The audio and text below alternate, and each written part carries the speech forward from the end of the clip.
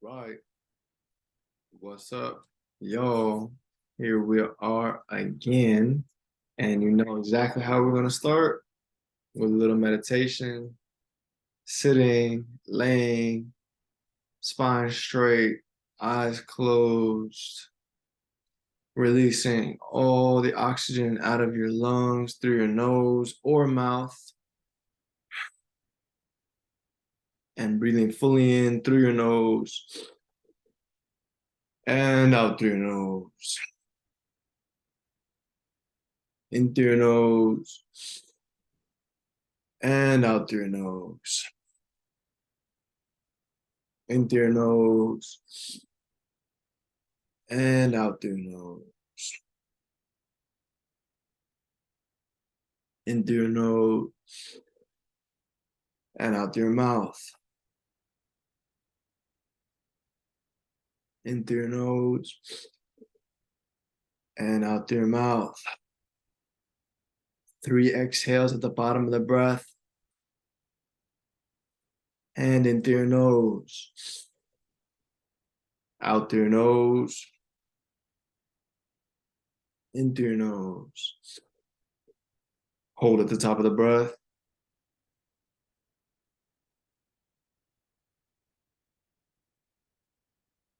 And out through your nose.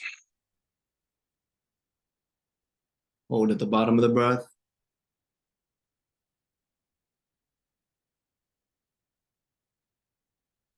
Breathing in through the mouth as if through a straw.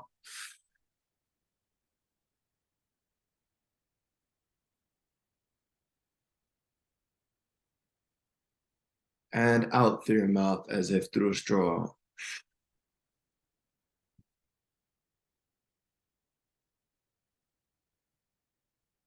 Again.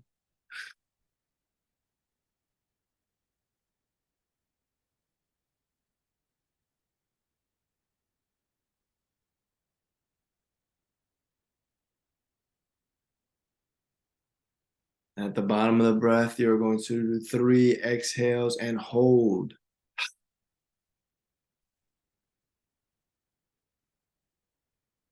In through your nose, out through your nose.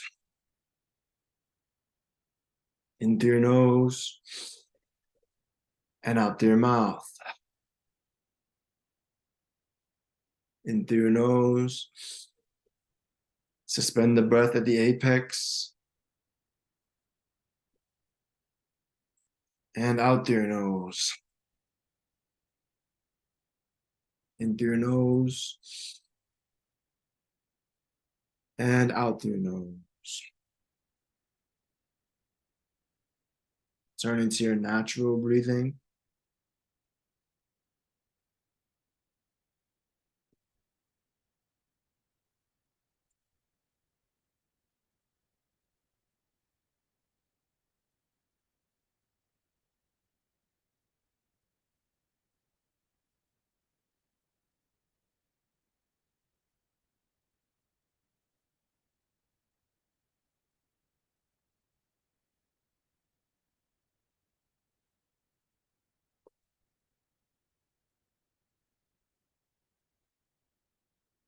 Allowing your body to do any movements or adjustments it deems necessary, keeping your eyes closed. Any stretches or self-massage. Maybe there's a particular mantra you want to use or some kind words you want to say to yourself.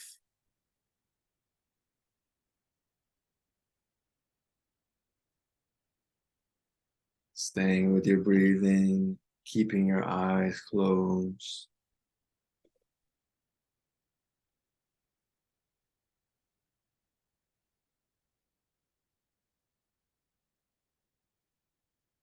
Repeating these words in your thoughts. May I be happy.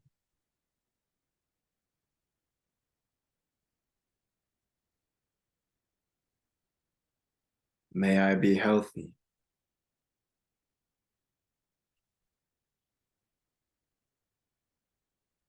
May I live with ease.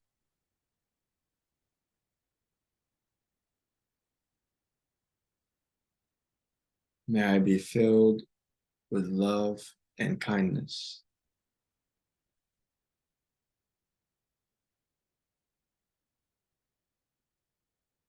Again, may I be happy.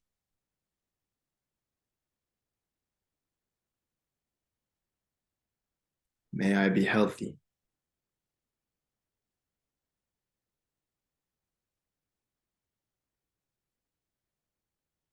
May I live with ease.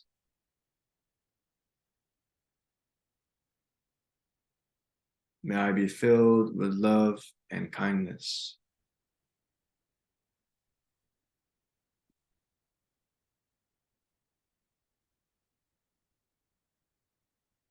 Turning your attention to your breath.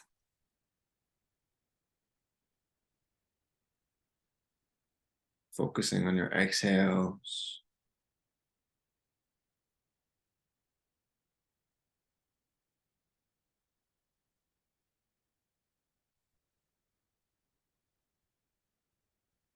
Visualize someone you love and care about.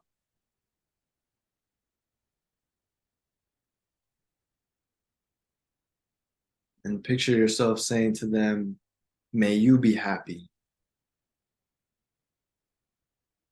May you be healthy. May you live with ease. May you be filled with love and kindness.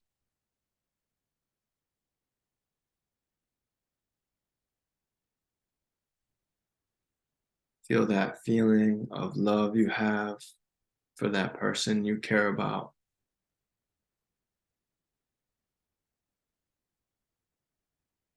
Doesn't even need to be a person. It could be an animal, pet,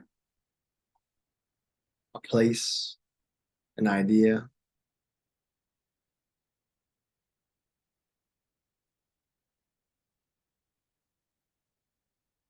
And when you're ready, you're keeping your eyes closed for as long as you feel that you want to, or blinking the eyes open. And taking note of your environment.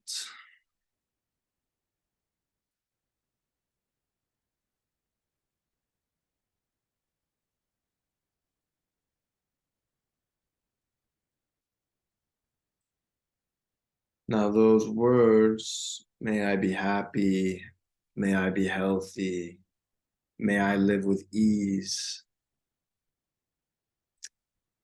may I be filled with love and kindness. That is called Metta Meditation. And yesterday, I talked about presence and awareness, elevated consciousness, surrendering in the present moment, not getting caught up in the future that we cannot project, and not getting caught up in the next thing and the next thing. What I didn't address was any of the things that I said I was going to.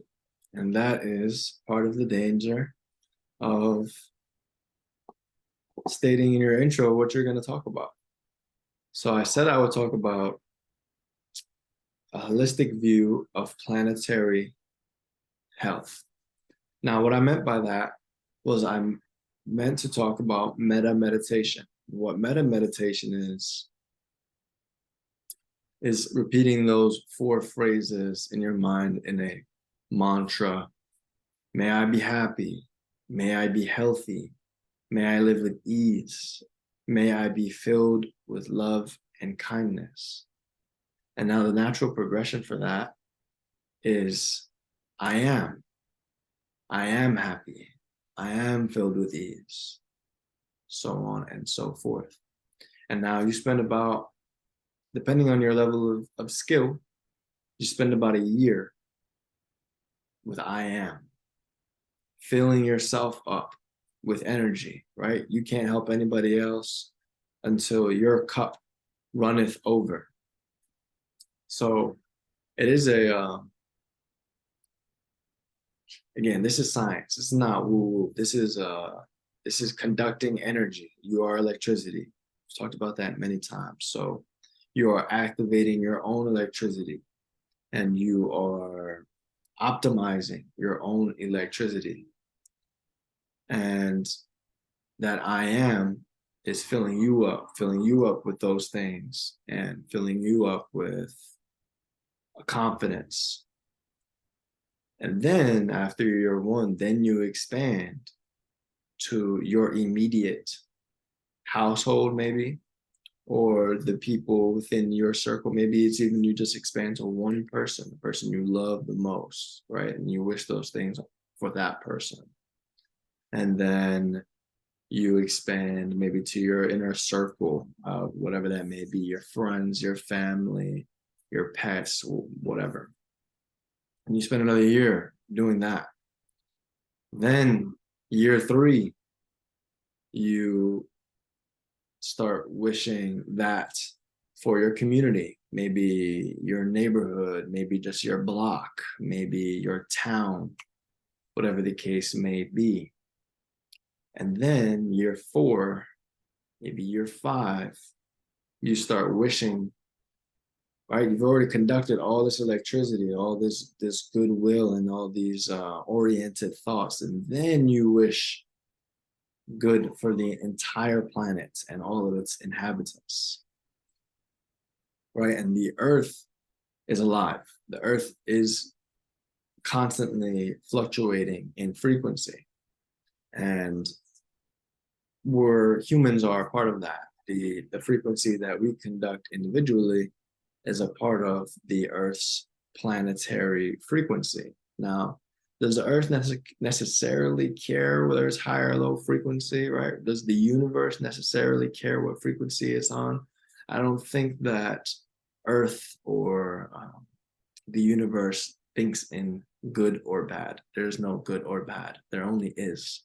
And it is our thoughts that make things, that we rationalize things as good or bad. So you can just participate in having things the way you want it, right? So people want things to be good. Everyone's interpretation of good is specific to them. So one thing that people do is wish good for the planet first, right? And that's nice and all, but you're not conducting any electricity with that wanting, right? The best way that you can do anything for the planet, for anyone else, for the universe, for whatever, the only thing you can do is be fully responsible for your own actions and really hone in on how you conduct yourself, right? Not only in the world, but when no one is watching. How do you treat yourself? How do you show respect for yourself or not, right? So that's something a lot of people are been practicing for a long time. Metta meditations, and the word metta means benevolence, love, and kindness. So you can keep that close to you, or you can completely disregard it. Either one. Maybe it's not for you.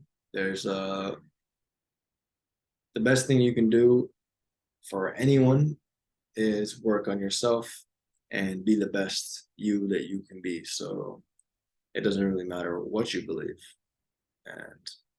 And I believe that strongly. It does not matter what is driving you to be the best version of yourself, just as long as you are.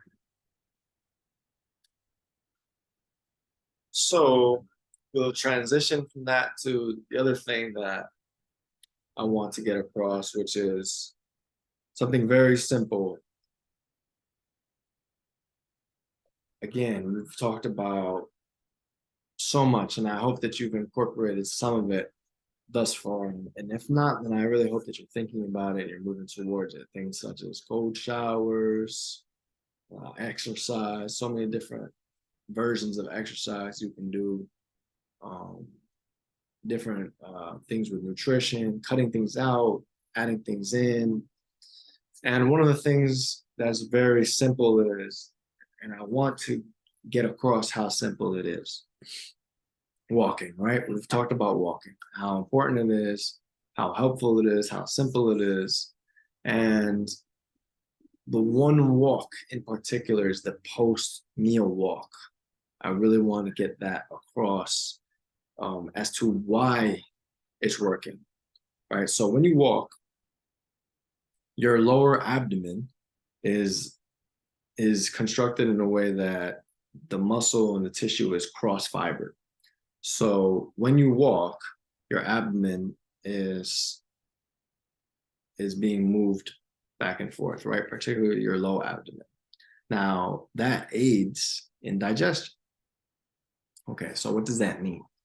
So the food that you just ate is being synthesized, right? Converted into, metabolized into everything your body needs, right? So everything your body is, your bones, your tissue, your muscle, it's all made up of what you have been eating the last week, month, year, years. That is what you are currently constructed of. And that is why what you put in your mouth is important, because it is becoming you. What you eat is becoming you. And we often do not have that conscious association. We are often very cognitively dissonant when it comes to understanding that what we are eating is literally becoming us. So if you're eating crap, then that means your bones and your muscle and your tendons are going to be made up of crap.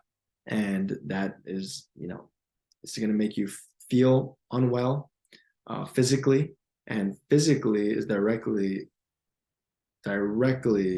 linked to mentally. So again, why is the post-meal walk good? Most people, after they eat, right? Most people eat late, let's say after 7 p.m., right? It's dark. And after they eat, they sit down. And often when people sit down, they watch TV, right? Until however many hours, right? Then they go from sitting straight to laying, where they go to sleep.